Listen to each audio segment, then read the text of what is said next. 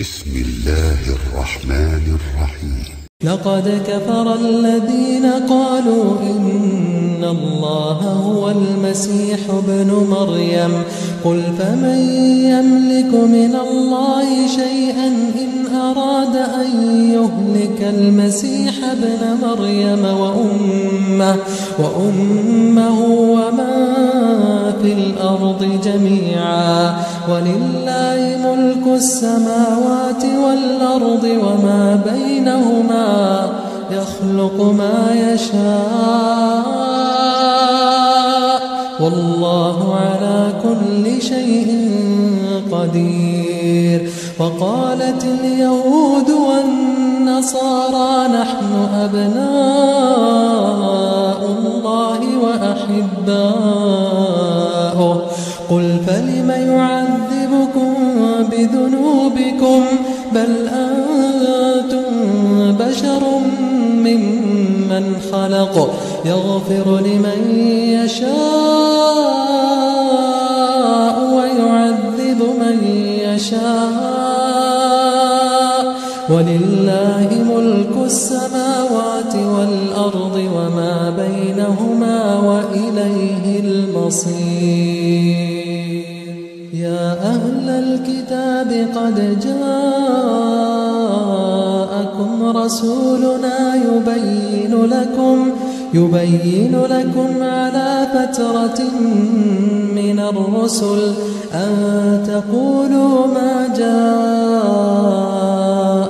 من بشير ولا نذير فقد جاءكم بشير ونذير والله على كل شيء قدير. وإذ قال موسى لقومه يا قوم اذكروا نعمة الله عليكم إذ جعل فيكم أنبياء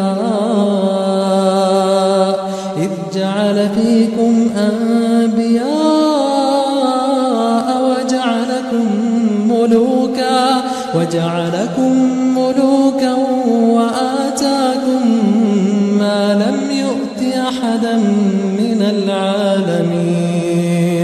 يا قوم ادخلوا الأرض المقدسة التي كتب الله لكم ولا ترتدوا على أدباركم فتنقلبوا خاسرين.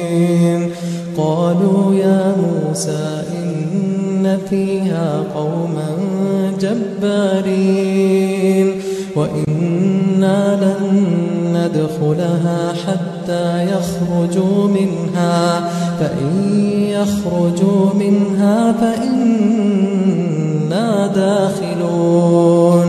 قال رجلان من الذين يخافون أنعم الله عليهما ادخلوا عليهم الباب فإذا دخلتموه فإنكم